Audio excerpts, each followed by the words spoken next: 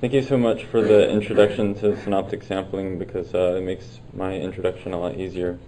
I'd like to start first by acknowledging those that I worked with for their great help and for the funding. Last summer in 2016, there was a large algal bloom in north central Utah here at Utah Lake. You can see public interest peaked quite a bit in that time. While Utah Lake is important, it might not, well, for the purposes of my talk, be as important as the reservoir you see in the top left. This is the Deer Creek Reservoir, and that supplies most of the municipal water to the Wasatch Front and a large percentage of Utah's population. This here is the Wallsburg watershed. It's about 180 square kilometers. You see the major tributaries here highlighted, and it supplies some of the water to the reservoir, but it also supplies a disproportionately high amount of the total annual phosphorus load. So what do you do in this case when, as was mentioned before, you have discharge information, but you can't say much about where in the watershed the phosphorus is coming from? What forms does it take? When is it being released? When is it being mobilized? And so that's why what I'll be presenting today focuses on a synoptic sampling approach, getting that spatial component while also looking at temporal and chemical changes in the landscape. So it'll be a bit more of a summary. So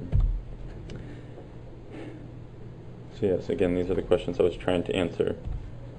So as was mentioned just recently with synoptic sampling, you get that spatially intensive snapshot.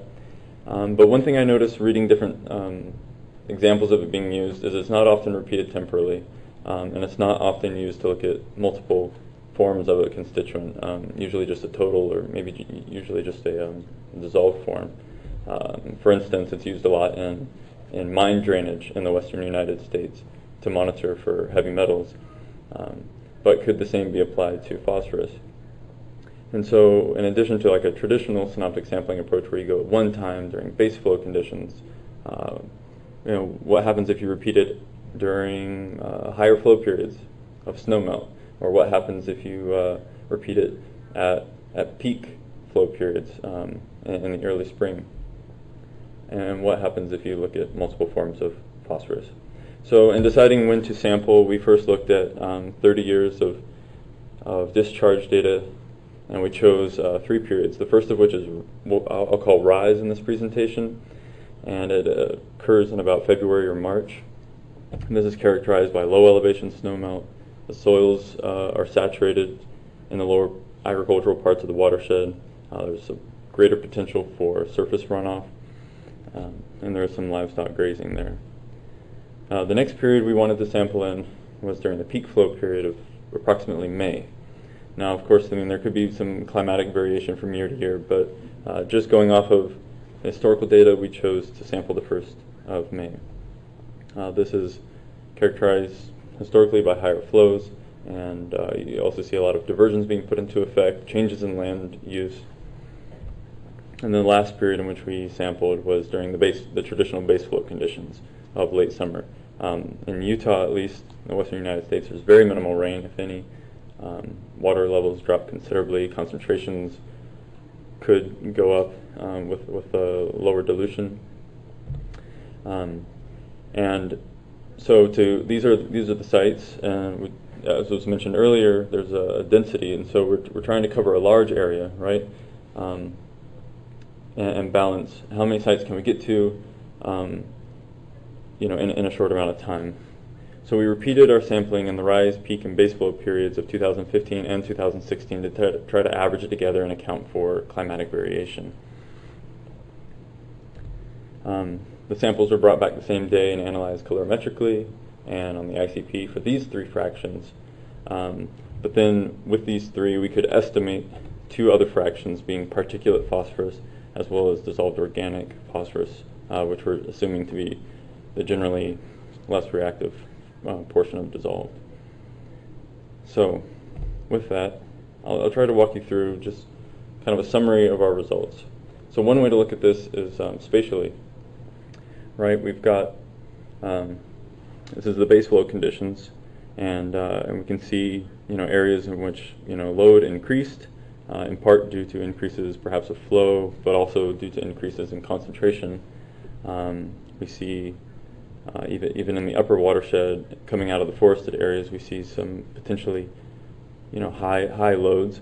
But of course, this is all relative, right? It's just one point in time, and it leaves us with a lot of questions. Well, were these observations representative? What would happen in higher flow periods? We've only analyzed total phosphorus in the traditional sense, so what can we say about the forms and the sources and the pathways? Not much, right? So the next component was to layer in, let's open it up to looking at total phosphorus, but at a temporal time scale. And now all of a sudden we get a lot more information about the when and where phosphorus is being flushed out of the watershed. For instance, during the period of low elevation snowmelt, this lower portion is very hydrologically active, and we see a lot of phosphorus mobility. Concentrations tended to go up as well as flow. As we would expect during the springtime snowmelt period of the higher elevations, now we're seeing flushes of phosphorus come out of the forested areas. And we're also starting to see the effects of diversions here in the agricultural areas as water's being pulled out of the field or diverted for different purposes. So there's, again, more information that can be gained here. Another way to look at this is through the spatial profile, which was shown earlier. So from left to right, we have our sites as we move downstream. The top chart shows the rise period, the middle chart shows the peak period, and the bottom chart shows the base flow period with load on the y-axis. And if you'll notice, the scales are different. I was trying to deceive you. No, this was done intentionally because I'm really just interested in the patterns. We know that the loads are going to be different, right? More water, more phosphorus being mobilized. But are the same sites showing, are the same areas between, for instance, site 7 and 8, are they showing increases between those sites in every single flow period? Or take a site like Mean Creek 1, which is higher up in the forested areas. We really only see a significant load during the springtime peak snowmelt period. So now we're starting to get some understanding of phosphorus dynamics in our watershed over time, but we lack that the information that comes with chemical separation. So this is just, I don't know how well you can see that in the back, but now we're looking at all fractions of phosphorus at different times of the year, both spatially and chemically. And this is kind of where I think the synoptic sampling method comes into its own, being able to pair this kind of information with what you know about the land use in the watershed, what you know about the hydrology at the time. For instance, if we simplify and just go down to looking at the longitudinal profile of Mean Creek again during the rise, peak, and base flow periods as we saw before, but now it's split out into fractions of phosphorus with particulate bound phosphorus in the black at the top, followed by dissolved reactive in the middle, and dissolved organic in the light gray towards the bottom for each of the flow periods. So this allowed us to go through and look at the data, look where these fractions maybe were flow driven, where they were source driven as their concentrations went up. And I also looked at just the proportion, right? So let's ignore the magnitude. We know the magnitudes are going to be different during the high flow periods compared to the base flow periods, but if we look at the proportions, some really interesting information came out. For instance, dissolved reactive phosphorus didn't really appear in our water samples until about midway through the agricultural area of our watershed. We didn't see it coming out of the forested catchments, and that's something to learn, something to aid in the assessment of water quality. Likewise, we see certain areas of the watershed that show increases, for instance in base flow. This area seems to show increases in particulate bound phosphorus, which you would think in base flow conditions with less water this might not be the case, but perhaps it suggests something about stream bank stability or overland flow. if any.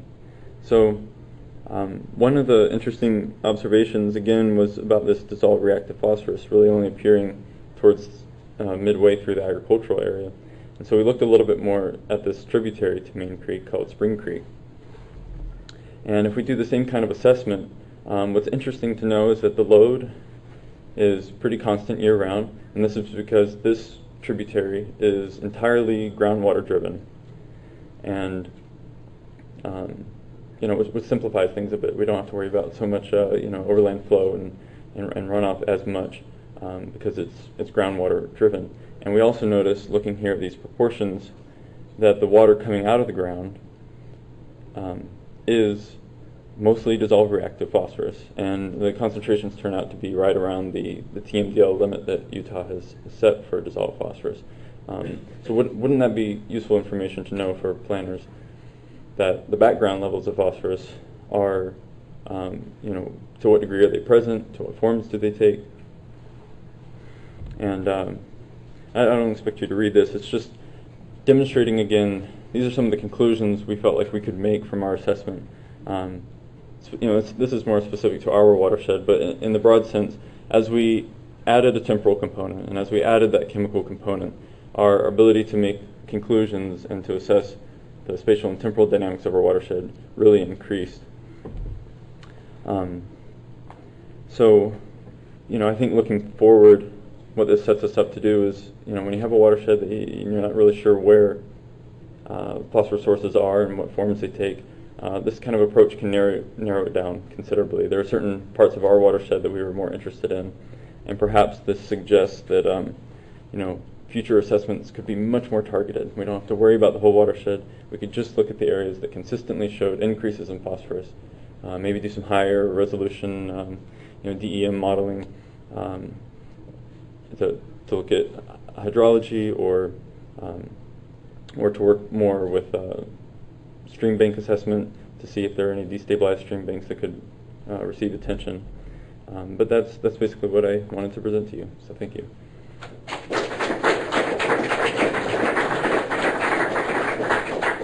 And we do have time for questions. Yes. So great, interesting presentation. I was interested in how instantaneous your sampling is, and if there's diel variation, so that what you're interpreting as instantaneous is actually changing through the day. Right. Yeah. So again, we tried our best to balance getting a high enough number of sites, but also covering it in a relatively short time, so we wouldn't worry about diel fluctuations. That's why we used 2 teams. So we were usually able to get it all done within 2 hours, and I really tried to make sure that we sampled at the same time every time we went, every year we went. So it was usually between like 9 a.m. and 11 a.m. So that way we weren't, dragging our feet all day and into the afternoon kind of a thing. And we did do like a quick little exploratory study where we had an auto sampler set up to sample every hour for 24 hours to see if there could be some diel fluctuations, and there was some potential there, certainly as phosphorus cycles within the stream in that period. But so that's why we try to limit our sampling to within like 2 hours every morning that we went out. I noticed in one of your samplings that all of the phosphorus was particulate phosphorus and found most of them. How do you, there's no soluble phosphorus, and whether the source is always particulate phosphorus? Yeah, you're talking about this here. Yeah, exactly. Yeah, so to one, in a way, this was during baseball conditions, so it was very little water as there was. But that's something that I thought was very interesting. This forested catchment, we just never really measured any dissolved reactive phosphorus in those water samples, which was interesting.